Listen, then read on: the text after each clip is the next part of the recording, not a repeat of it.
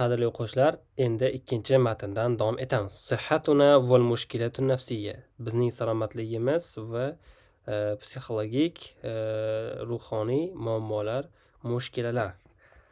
Xo'p. Hozir bu yerda 3 ta maqolani o'qib chiqamiz va 3 ta maqolada nimalar deyilgan, o'shalarni chiroyli qilib lug'aviy jihatlarini bil arabiyya sharhlashga inshaalloh harakat qilamiz.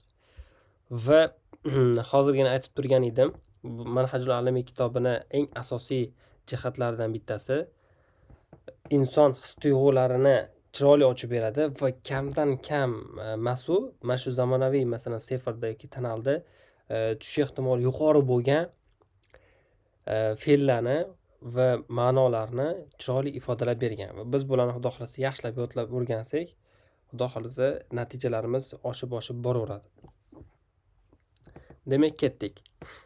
في مقال صحفي بعنوان صحتنا النفسية بدأ بأرض الآراء المختلفة لعلاج المشكلات النفسية.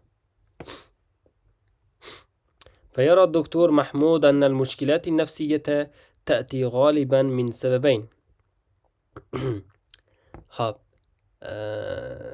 qarangda, bir mana shu joyini bitta tarjima qilib beradi. Ko'pchilik mana shu joy tarjimasi esa qiynaldim degandek bo'lgandi o'tgan safar.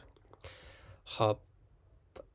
Bizni psixologik ruhiy salomatligimiz sarlavhasi ostida jurnalistik maqolada maqola shunday boshlanadi. Ya'ni qanaqa ruhiy kasalliklarni, ruhiy muammolarni muolajasi uchun turli xil qarashlarni namoyish etish bilan boshlanadi. Endi bu yoqda doktor Mahmud ruhiy kasalliklar ko'p holatlarda g'oliban ikkita sababdan kelib chiqadi, ya'ni ikkita sababdan keladi deb o'ylar ekan. Endi aytadi, bu yoq ketdi. Xo'p. To'g'ri, endi qaranglar. Xo'p. Bu yerda nima aytamiz? Bu yoqda yo'q. Demak, ta'ti min sabani, ya'ni bi ma'na تترتب وتتأتى من سببين. Hop, ya'ni bu yoqdacha arab tilida mana bunaqa so'z bor, yatarattabu degan. Hunaka fil lugha, lug'atda shunaqa so'z bor. Yatarattabu ala bilan. Shuni ustida kelib tartib topadi degan. Yatarattabu alayhi degan so'z. Bu nima degani? Xo'p.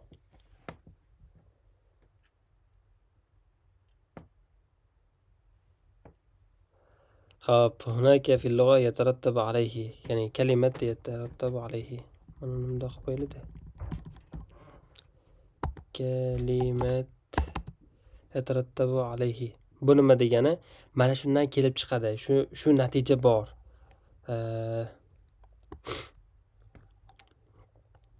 Yantuju anhu, biz oldin o'tgandik. Yantuju anhu degan mazmunda. Xo'p.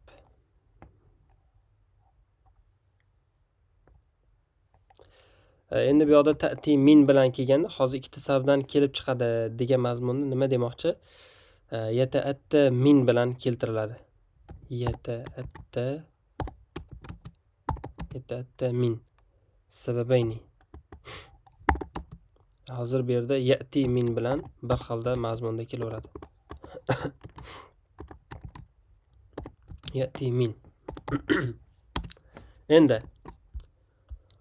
birinchisi nima ekan? Al-awwalu ta'assuru an-nas bima tarahu ala mawaqi'i at-tawasul al-ijtimai va amalu muqaranatin bayna ma tarahu va ma tahishuhu. Avvalan bor, demak, ijtimoiy tarmoqlarda insonlar ko'rib turgan narsalar bilan ta'sirlanib qolishi birinchisi va ikkinchisi, endi ko'rib turgan narsasi va o'zi real voqelikda yashayotgan narsasini orasida qiyoslash ishini amalga oshishi, demak, bu birinchi sabab qilib keltirilyapti. Va sani, ikkinchisi, kitmanu ma nash'uru bihi min adha.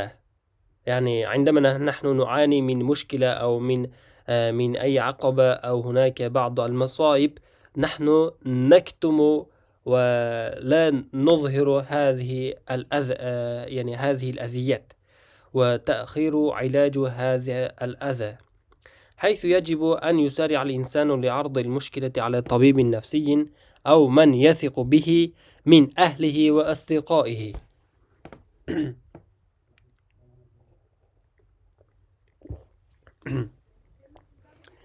حيث يجب يعني في حالة يجب أن يسارع الإنسان لعرض المشكلة على طبيب نفسي أو على أستاذ روحي.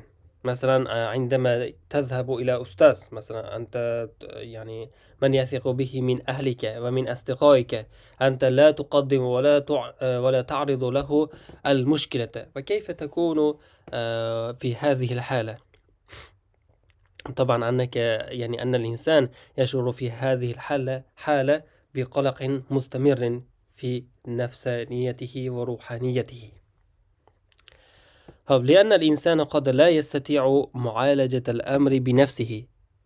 في بعض الأحيان لا يستطيع الإنسان معالجة الأمر بنفسه فيحتاج إلى مساعدة غيره.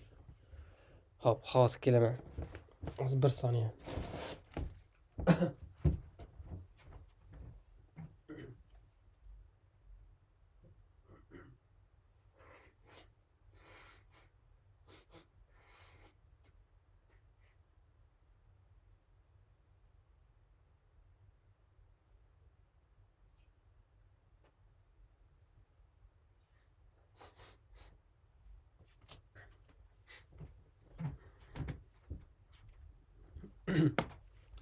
endi davom ettiramiz inshaalloh. فعندئذ يحتاج إلى مساعدة غيره، لأن المشكلة يمكن أن تكبر شيئا فشيئا وتسبب آثارا سلبية على الفرد، وتسبب آثارا سلبية على الشخص، فقد تؤدي به إلى الانطواء أو الاكتئاب أو يصبح عدوانيا تجاه المجتمع. تجاه المجتمع. خب endi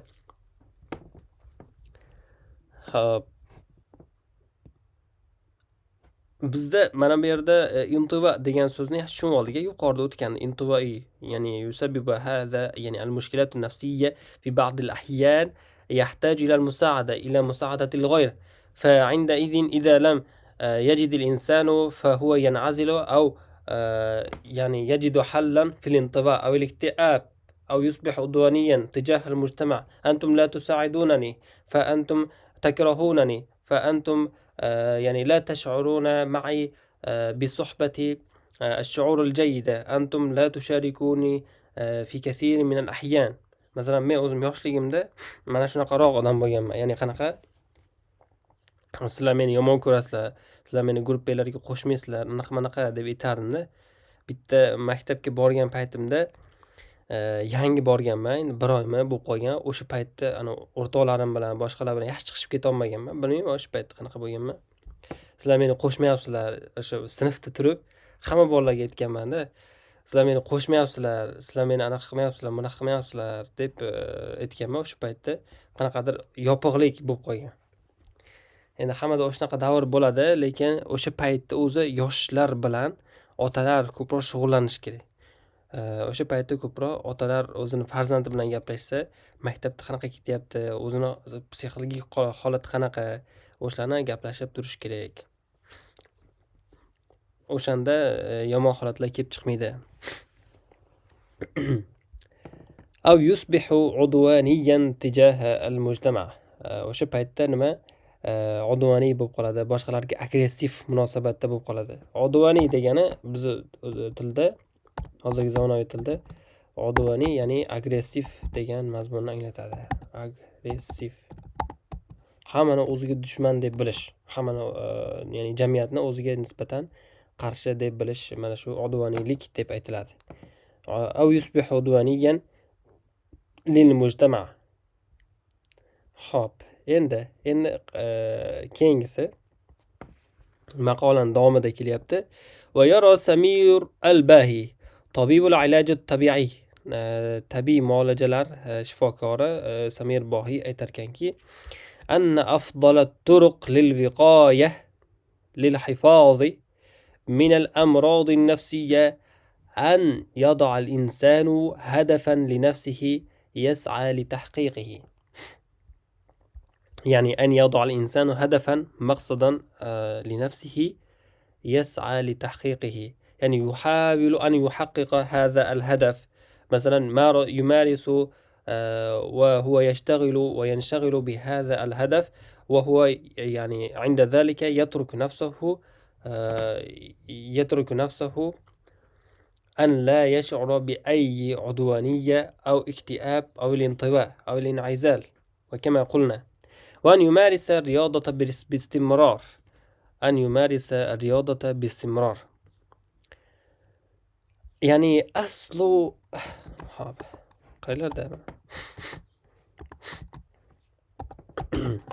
أصل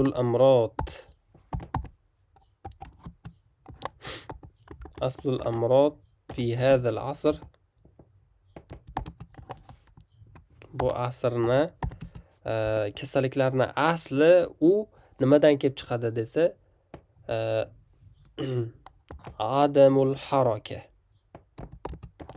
Bu harakatni yo'qligidan kelib chiqadi. Harakat qanchalik qilmagani sayin insonda kasalliklar o'sha chiqib kelaveradi. Chunki bu shunaqa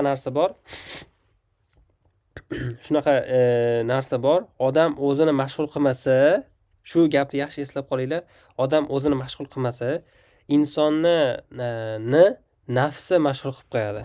Arablar shunaqa gap borda. Iza lam tushghil nafsaka إذا لم تشغل نفسك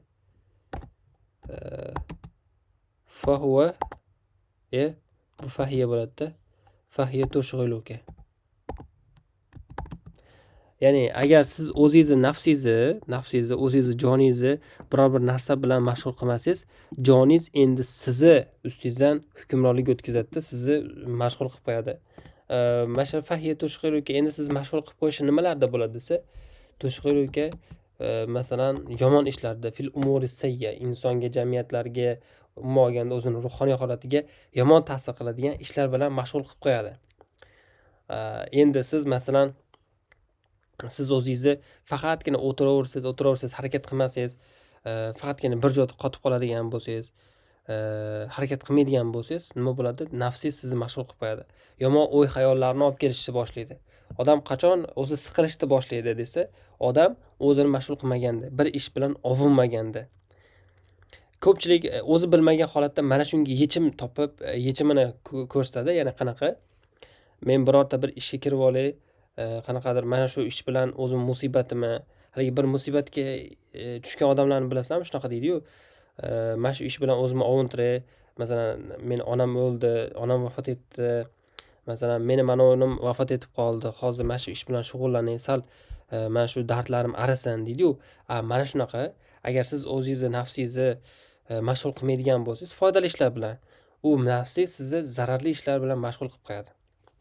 Mana shu gap eng mana shu hayotdagi asl qoidalardan bittasi hisoblanadi. Qadimgi olimlarning hayotini ham ko'radigan bo'lsangiz, bir soniyasini o'zini nafsiga qo'yib berishmagan bo'lishadi aksar holatlarda. Shuning uchun ular muvaffaqiyat qozongan, ko'proq ijod qilgan, o'zini ustida ishlagan, ilmlarni, bilimlarini yana ham ziyoda qilib borishavergan. Sizlarga ham maslahatimiz, bir soniyangizni ham bekor qoldirmasdan doim harakatda bo'lavering. Shunda sizga hech qanaqa jasadiy jihatdan ham, ya'ni jismoniy jihatdan ham, ruhiy jihatdan, aqliy jihatdan hech qanaqangi bir to'siqlar oldingizga kelmaydi. To'y. Bu bilim olish uchun juda ham kerakli bo'lgan jihat hisoblanadi. Xo'p, وأن يمارس الرياضة باستمرار وأن يسعى دائما لإسعاد نفسه وأن يسعى دائما وأن يحاول دائما لإسعاد نفسه. Xo'p. فأكثر أسباب الأمراض النفسية تأتي من الفراغ. فأكثر أسباب الأمراض النفسية تأتي، يعني يترتب من ماذا؟ يتأتى من الفراغ، يعني عدم الشغل عند الإنسان، والكسل عن تحقيق أي هدف ولو صغيرا. kichkina bo'lsa-da maqsadlarni amalga oshirishdan, dangasachilikdan kelib chiqadi. Shuning uchun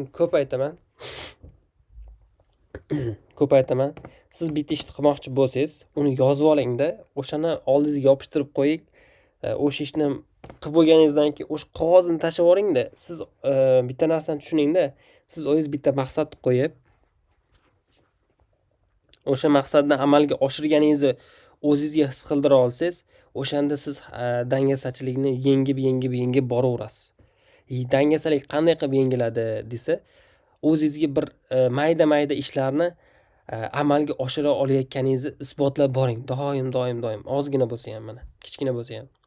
Men birorta bir ish qilmoqchi bo'lsam, oldimga yozib olaman-da, o'shani qilib bo'lganimdan keyin o'sha qog'ozni tashlab yuboraman. Tashlab yuborganimda men bitta ishdan qutuldim, men bitta ishni bajardim, men bitta maqsadimga erishdim degan narsa bo'ladi. Shunda odam davom etib ketaveradi. Hech ham zerikmaysiz, ishingizga bo'lgan muhabbat kamaymaydi.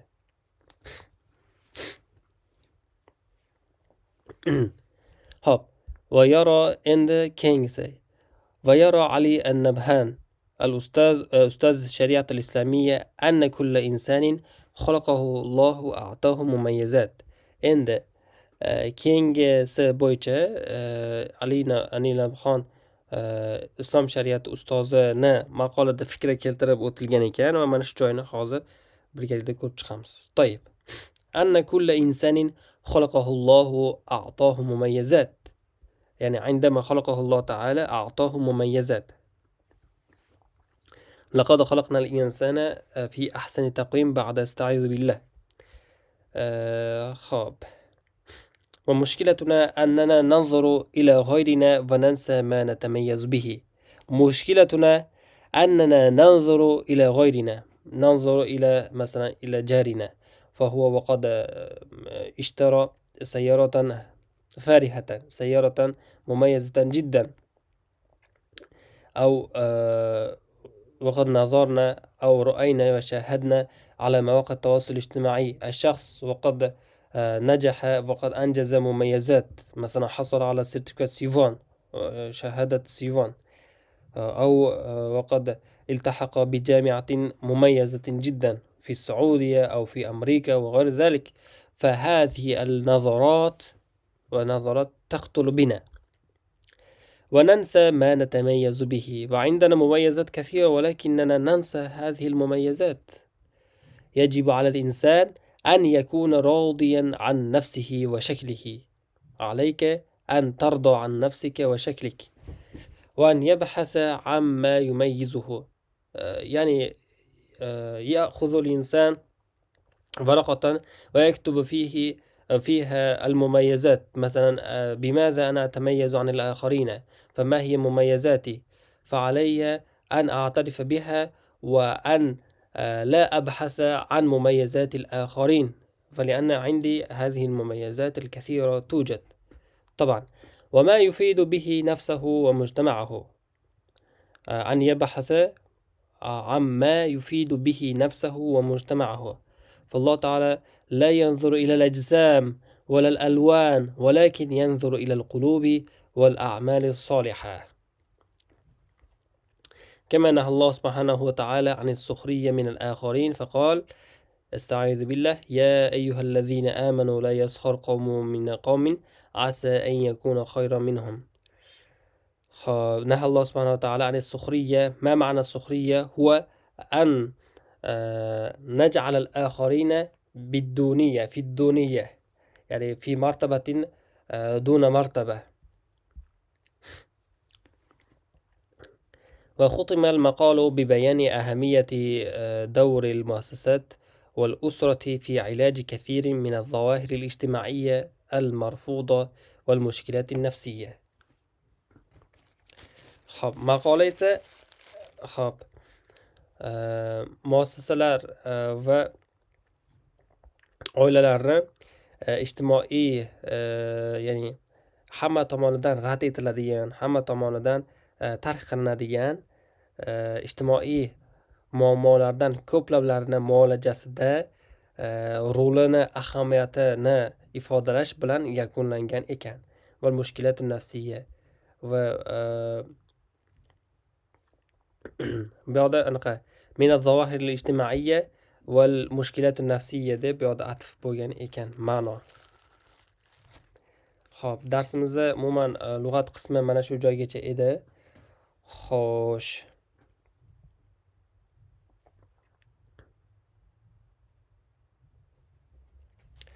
Bu yoqda lekin lug'atlar unaqa sodda, qiyin emas, faqatgina o'sha maqolani davomida aytib o'tilgan ekan. Xo'p. Eng muhimlari mana shulardan iborat ekan. Unaqa ko'p emas. Xo'p, darsimizni yozib olinadigan qism mana shu joygacha ekan. Eshitib, hammanglarga eshitib, hurmat qilib, mana shu joygacha darslarni ko'rganinglar uchun rahmat. Ilm yo'lida hech qachon charchamanglar.